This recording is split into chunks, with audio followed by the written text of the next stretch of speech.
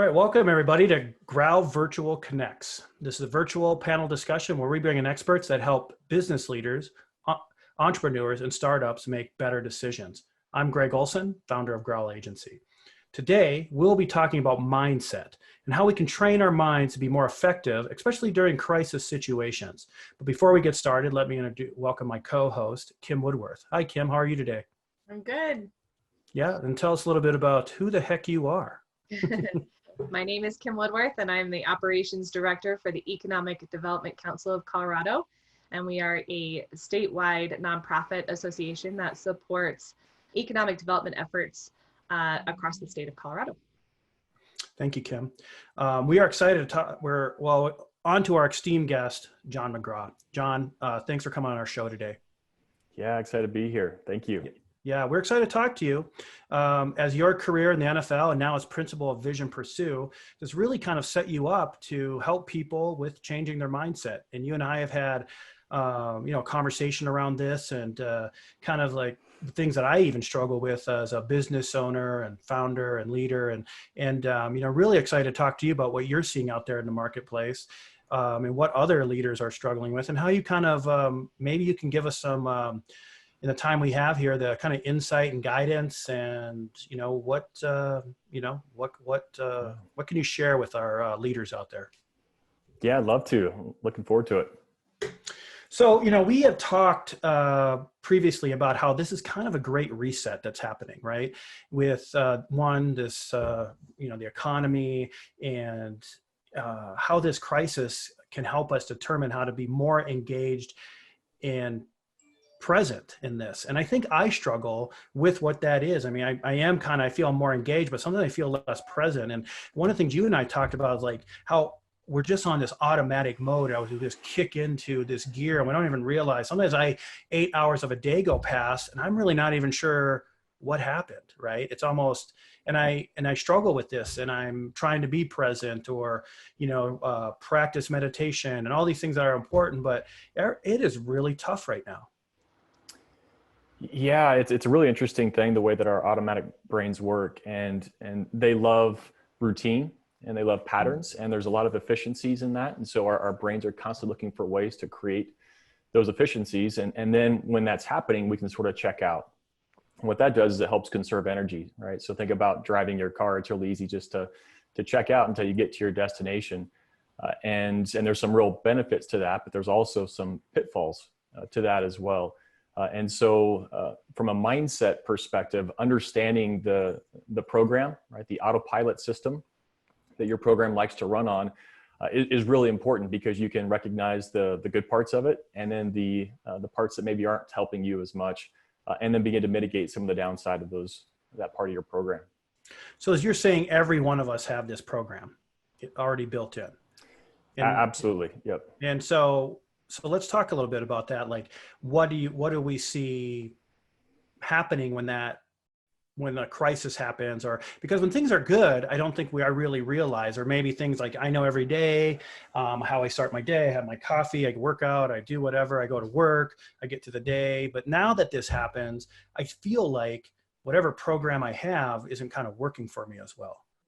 I don't sleep, yes. I don't do these things. And so, how do we get through that? Yeah, this is such an interesting time. So on one hand, anytime there's a destabilization, uncertainty, it activates certain parts of our program that maybe we aren't as aware of. And we see how our program doesn't handle challenge and adversity as well as maybe we would like. At the same time, it's in those experiences that we get the most opportunity for growth. So on one hand, we resist these types of really challenging times, and at the exact same time, usually it's the best thing for us in the long run. And so the key is recognizing all of our natural resistance to change, our resistance to challenge, because we want to go down that easier path, and recognizing that resistance is normal, that it's there, and then having the awareness to begin to embrace the challenge, embrace the adversity, and ultimately embrace the opportunity. And sometimes it's easier for us to get there than others. But ultimately, if we really want to come out on the other side of this bigger, better, faster, stronger, whatever that might be for you personally, for your company, we've got to be able to eliminate that internal resistance that we have to our new normal. So yeah, the new normal that I'm getting, I guess we're all like, well, we don't even know what that means. I mean, Right. I've been hearing that for the last 6-7 weeks, and we're like, is this the new normal? No, tomorrow will be a new normal. So, Right. one of the things we talked about too was, where in the military, embrace the suck, embrace the pain, like be okay with it as part of this present time. And I think that's an interesting thing that we can practice, but it's tough because I know so many business leaders, businesses, business owners, entrepreneurs, startups that are really struggling right now. And it's a painful point. And I think, where we're not sure how to do that. But I think one of the things you talked about was, really embrace that pain and like, how do we be okay with not being okay? I mean, is that a mantra or, or people are going to call BS on that? Yes, it absolutely is. It really, it comes down to, we have one of two options, right? One is to resist it. And then there's what happens if we resist what is and resist our own internal state. And then there's the other option, which is to embrace it, to get into alignment with it and say, okay, where's this going to take us? And what a lot of the neuroscience and psychology demonstrates is that when we get out of resistance mode and we get into, if not embracing, at least accepting what is, we get access back to our higher level thinking, our problem solving, our creativity, our ability to adapt, evolve, and survive goes up significantly because we're just accessing a different part of our brain. The key here, though, is what you said, which is really, really important, because a lot of people get to this point and they can't let go of their resistance. And so what they begin to resist is their own resistance, which sounds a little interesting or confusing. But if we can, first step is to accept or embrace that I'm currently resisting. This is not optimal. This is not ideal. What I'm doing is I'm validating my automatic brain's response. It's reaction to what's happening. Now, most of us have been taught that there's certain bad reactions or bad emotions and certain good reactions or good emotions. And what we teach, and is really helpful to take the next step, is to completely accept or embrace wherever I'm at right now. And what that does is it validates your automatic brain's reaction, and then it starts to calm down. But as soon as I start telling it, hey, calm down, don't overreact, we got to pivot, we got to adapt, we got to embrace, you're trying to force something before it's ready. And the way that you get to that place of embracing is to accept the fact that I'm not embracing, accept that resistance, and that helps move you past it. Because you also mentioned that positive psychology isn't very helpful. Like, it's like, if I tell you, John, hey, it's okay, you're doing great, great job, keep it up. But it's like, you're over here embracing the suck, but I'm over here telling you like, hey, it's going to be okay. So I found that interesting too. Yeah. Like, why isn't it helpful? Like, I'm sure, my organization, I'd rather be forthcoming and real about everything that's happening and embrace it versus trying to hide it, which I think a lot of business leaders, we've been trained to be like, hey, rah, let's keep the team active. And then behind the scenes, it weighs on our shoulders because we're trying to have this positive maybe front, but inside we're having all this negativity building up. So I don't know. I found that interesting because I try to be very positive and optimistic, but I find it really like during all this, it kind of drags me down. Absolutely. And what that does is it's just a form of suppression.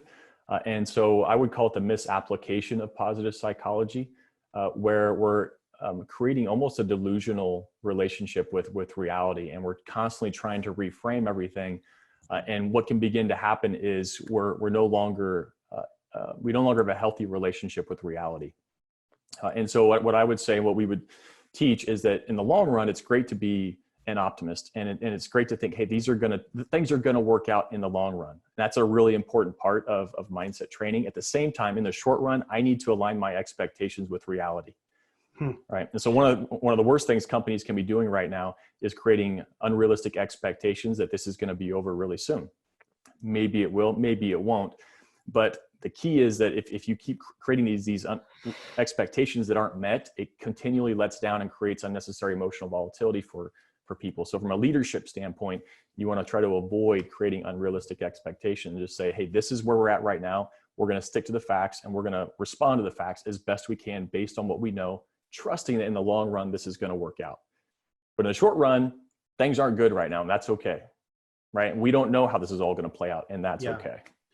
Kim, what do you see out there? I mean, you talk to all these communities and economic development, and are people embracing the suck, or are they thinking, or do already seeing, people, positive psychology. I know. What are your thoughts on this? What you're trying to do. Is it good for me to call you up and say everything's going to be okay, Kim? Or do you rather have more like a realistic conversation?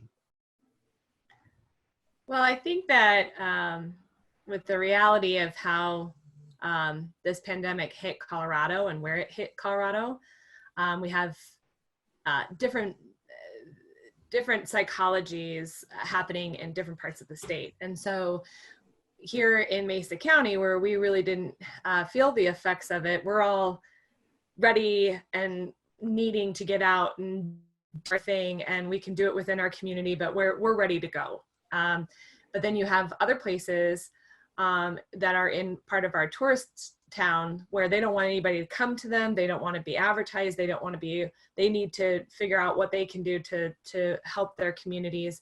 And there's also a lot of backlash. There's a lot of negativity and volatility that are happening in some of those communities. And so that's very worrisome when you're getting such an extreme dynamic between the two communities, and they could be neighboring communities too. And so it's going to be real interesting to see how we do a phase in reopening throughout the state and how certain communities are handling that. Yeah, that's a good point. And John, I think this is where people are on autopilot, right? I mean, this is like, how do you put up and so a lot of my discussion with entrepreneurs and business leaders is you have to have a new plan, right? The other one have option A, B, C as they go through this, because I never thought of it as autopilot.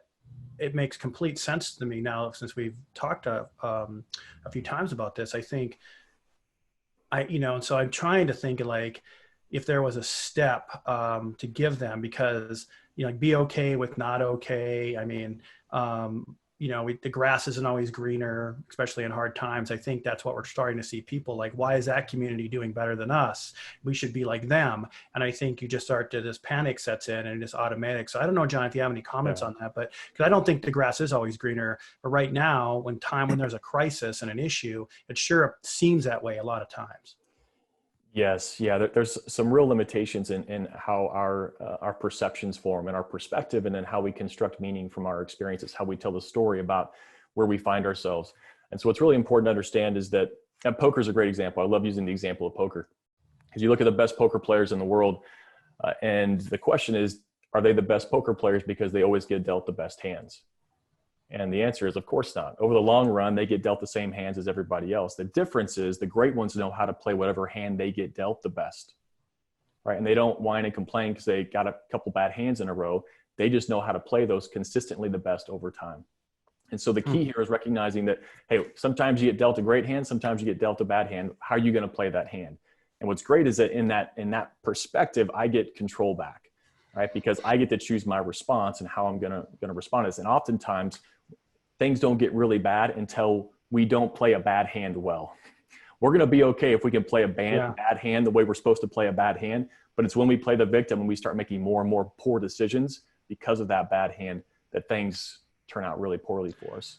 Yeah. And I think it's like now I think we're flying our own plane. We're flying our own destiny, right? Versus that autopilot, where we actually have to take control now. If you're on autopilot, really just don't know what's going to happen. So now we're actually reading the dials of what's happening day to day. We're planning where we're going. There's new destinations, maybe better destinations. I mean, I kind of look at these moments and thankful for the unknowns of what I'm going to learn. And actually in the last 6 weeks, I feel like there's so many new things I've learned as we've kind of, pivoted and come up with new ideas, meeting new people like yourself, having these great conversations to kind of help people be, so again, I think it's a little bit of like, I am a little positive, but I've pulled myself out of autopilot, right? So what do you think about things like,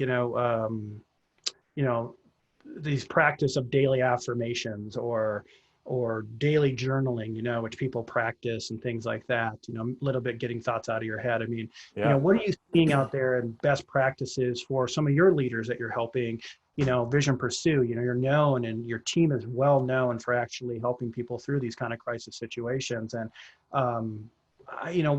is it still valuable to, think positively or, daily affirmations, daily journal? What's your thoughts on those things? Yeah, it's a really great question. So we teach daily practice. So we have a mobile app that delivers daily practices. So they're constantly being introduced to the concepts, and then practical ways to practice on a daily basis, and then very simple ways to keep things top of mind. So mental skills training absolutely is a daily activity, just like working out, any other skill development. The more often you do it, then the easier the brain can apply those and employ those skills when necessary. So we're big believers in that. The practices that we teach are one, just understanding some of the theory, the understanding the neuroscience, growing an awareness of your own program. Then we teach some different meditation, mindfulness, contemplative practices, breathing techniques, ways to interrupt the program, and then practical ways to put it into place. And so some really simple ones are like walking at 70% of your normal pace. All right. So right after this, when whoever the listeners here, wherever you're going next, maybe you're going to get up and go to the kitchen or go to the bathroom, whatever it is, walk at 70% of your normal pace. So slow way down, and then notice what your automatic brain does. And it's going to freak out, right? Because it wants to go at its pace. It wants to be efficient. Sure. And it wants to do what it wants to do. And so different ways to interrupt it. Now, what this COVID-19 has done is it's forced some major interruptions for all of us, which again is painful and it hurts, but it's also, there's some really positive benefits to that can help us moving forward. So I'd love to share just real quickly a couple really simple acronym that we've been teaching. Yeah, I'd love to. We'd love to hear about it. Go ahead. Okay. And it's really simple to remember. And I'd recommend, if this connects with you, put it at your desk, coffee maker, bathroom mirror, somewhere where you're going to see it. And the acronym is called TED Now. So TED, T-E-D, and then the word now, and I'll explain that in a second. But the T stands for trust. At the beginning of this, we were talking about trusting in the bigger picture. I love using the story of Admiral Jim Stockdale. He was the highest ranking naval officer shot down in the Vietnam War. And he was in prison, POW, for 7.5 years in Vietnam. And he was asked what helped him get through that imprisonment so well. And his response was, one, he always trusted that in the end he would prevail, that in the end he would get out. And he also said that being in prison would be the defining event of his life that in retrospect he would not trade. Right? So it would define him so much, his response would define him so much that he would not trade it in the end. And I think a lot of people right now are the pain of the impact of this in their business and their family and just disruption. This could be a defining moment for you. And so there was a trust in a bigger picture for him. The second part, so that's the T stands for trust. The E stands for embrace. We've talked a lot about this embracing, and either we can resist things that happen in life or we can embrace them. And embracing doesn't mean it's okay. It doesn't justify it. It doesn't mean it's fair. Right? It doesn't mean it was supposed to happen. It just means that it's already happened. If resisting it is not going to help me. Resisting what is going to make it worse. So the sooner I can get into that embrace mode, the better. And this is what Admiral Stockdale talked about, that trusting in the bigger picture allowed him to embrace the most brutal of facts in his current present reality. And here's where the optimist, he said, struggled the most, because the optimist always thought they'd be out by Christmas, right? The other POWs, and then Christmas would come and go, and they're like, okay, well, maybe it's going to be Easter, right? And then Thanksgiving, and then another Christmas would come and go. And he said they died of a broken heart, right? Because they were just constantly getting crushed because their expectations weren't being met. And so he didn't have any of those because he just focused on the long. He was an optimist in the long run, but in the short term, he was able to embrace the most brutal of facts, the most brutal of realities, which is that he was not getting out by Christmas. This was probably going to take longer than it needed to be. So so the E stands for embrace, and then the D stands for do. Do your job, do your best, do what you can. Control the controllable. This is a really big slogan in the NFL. Bill Belichick is all about, hey, just do your job, right? And it's really easy to get enamored by all these what other people are doing or not doing, and what should be happening, what shouldn't be happening. And we forget to do the most simple, basic thing, which is just do your job as best you can. Show up every day and do your very best. And then the now stands for just the present moment, just a reminder that life's happening right now. And it's really easy for us to keep thinking, hey, when's this going to be over? When are things going to go back to normal? And we want to live in the future, we want to live in the past, but life is happening right now, so don't miss it. Train your mind to be where your feet are, which is why meditation and mindfulness are so important. So that's a really simple mantra that's been landing really well with our companies. TED Now, trust, embrace, do, respect the present moment. And it's a really great reminder when you feel yourself getting a little overwhelmed, you start to lose your center, and TED Now can help bring you back to that. Yeah, no, I like acronyms because it's easy for us to wrap our heads around. Yeah, me too. Even the simplest thing, some of the most complex, like we work with some really complex companies, complex technology, manufacturing, and healthcare. And it's really hard to drill down to be present in the moment and what can we learn from that. I've been on calls, and I'm sure you have, some of the we're really seeing some leaders rise up through organizations. I mean, because I think what they're doing is they're being present, right? Mm-hmm. They're not so focused. And I get riled. My team knows it. Most of the time I feel like I can be present and be like, but there's that time. So trying to get recentered, I think, is what you're, knowing when it's happening and then getting recentered. I do like the fact of walking 70% of your speed. I do think we rush around way too much. Someone else told me one time is, hey, take a different drive to work. We might have talked about this. Like, I've got, I live, 14, 15 miles from the office. And when I can finally go back to the office, there's a few different ways, back roads, beautiful drives, I can get there.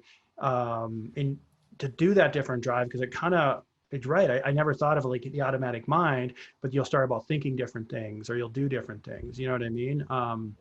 And also, I'll be on the phone right when I get in the car till I walk in the office, and having those different moments. So I don't know. Do you think those are like drive to work differently, or I don't know, other kinds of simple things that we can start to do to make aware of this automatic mind? Because I don't think most of us we even know what we had for lunch. Exactly. It's amazing. And everyone listening can probably relate to you. Get in your car and you drive to work, and at least we used to drive to work, and you pull in your parking spot and you can't remember one thing about the drive, right? And you're just wondering, how many red lights did I run? Because I don't remember going through one light.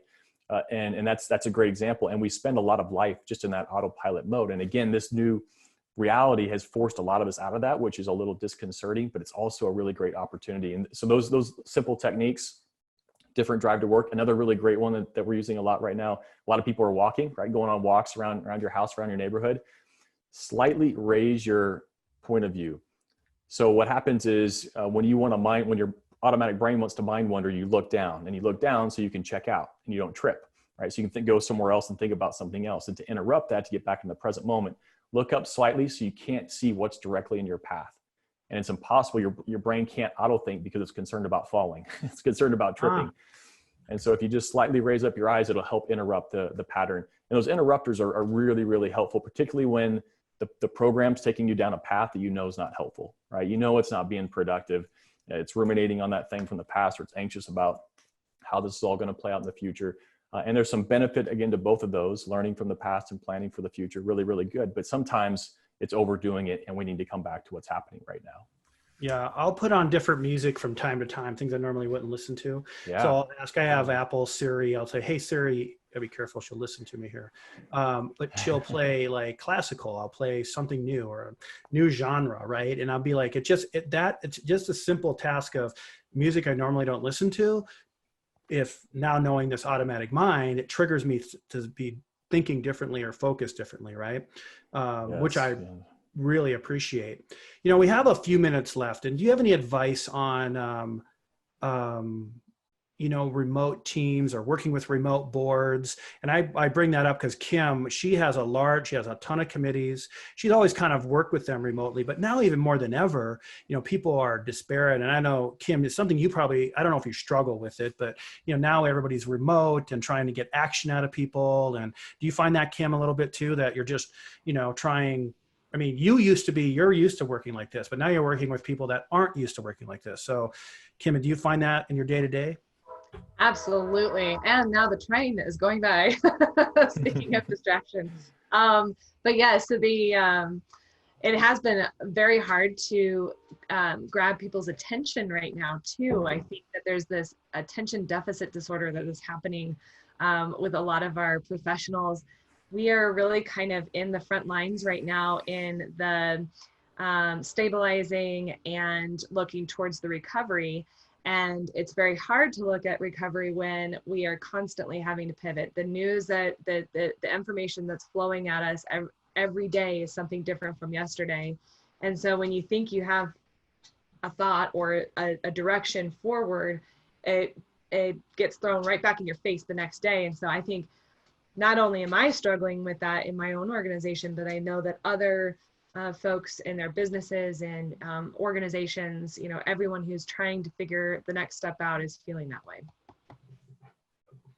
And John, what kind of advice might you have, or like some of the things you've talked about for remote workers, if you're leading a remote team or guiding a remote board, or because now, these are the struggles I talk about too. Is like, we're almost now it's a strange thing. We're in this automatic mode of just like get on a Zoom, all right, but some of these meetings you're on are not very productive, or you're having to make sure teams are productive. And we have things I think we've worked through pretty well on the GROWL team, I think are working. And again, I try to, like, you use the word, these interrupters, and I think try to interrupt the kind of things that we're doing on a day-to-day basis. So keep it fresh, keep it new. But I don't know, what word of advice can we give people for like, hey, you're running a remote team now. The whole world seems to be running a remote team, which is never happened before in the history. So, and I think we're going to be much better for it in the end. I mean, we'll have better processes and more efficiencies, but I know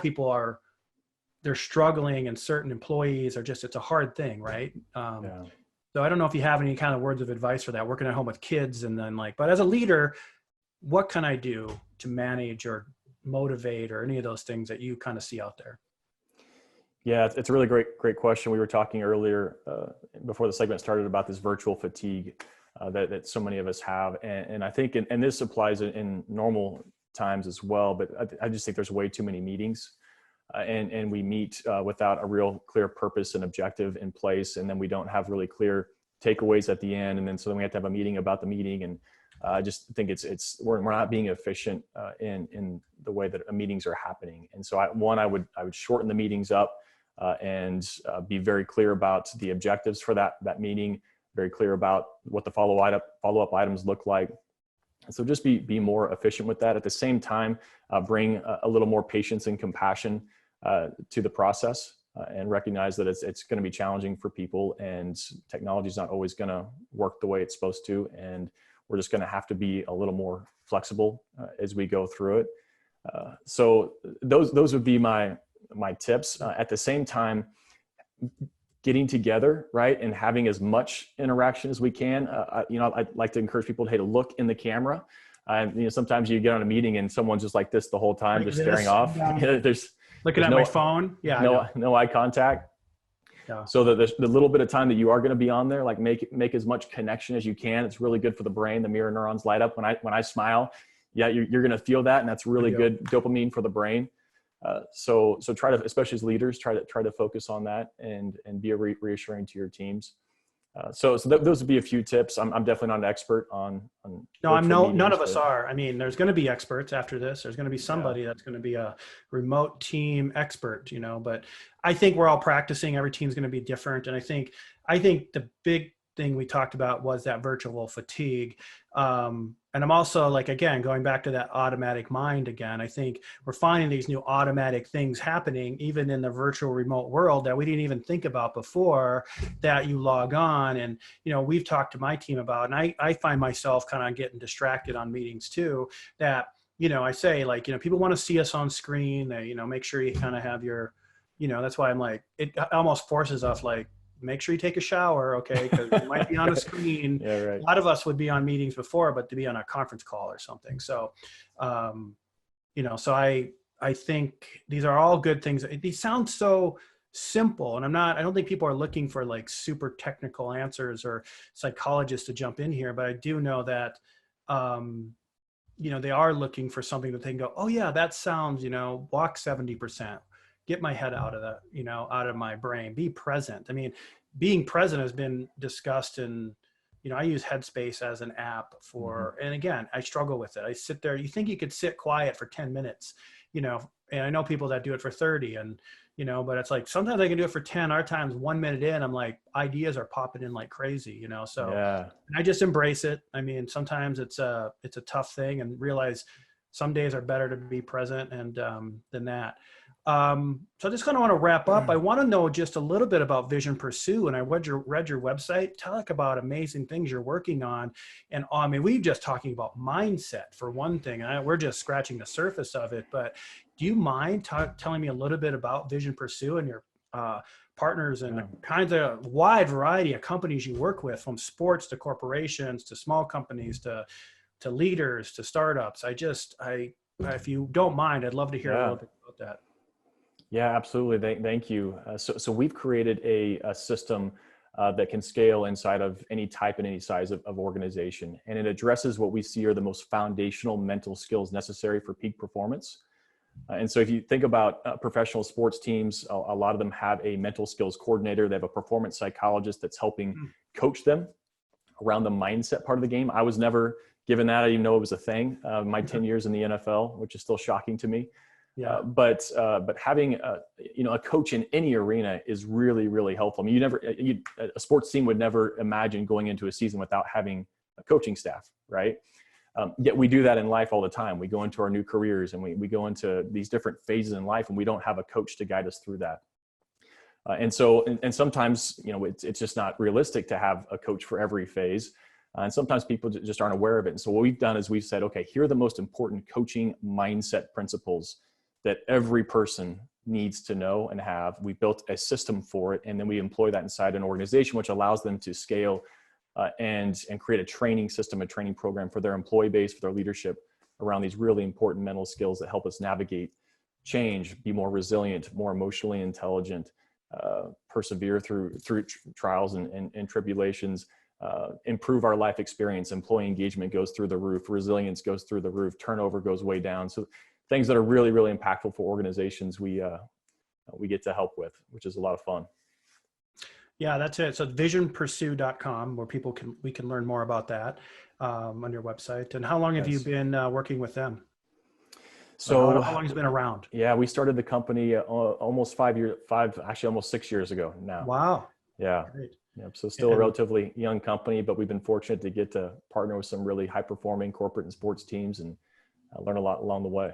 Yeah, I think I'd like to have my in-house personal motivation mindset expert, in corporations. I read about these things that large corporations are seeing that for performance, and how key it is to have someone to go talk to in a business and things like that.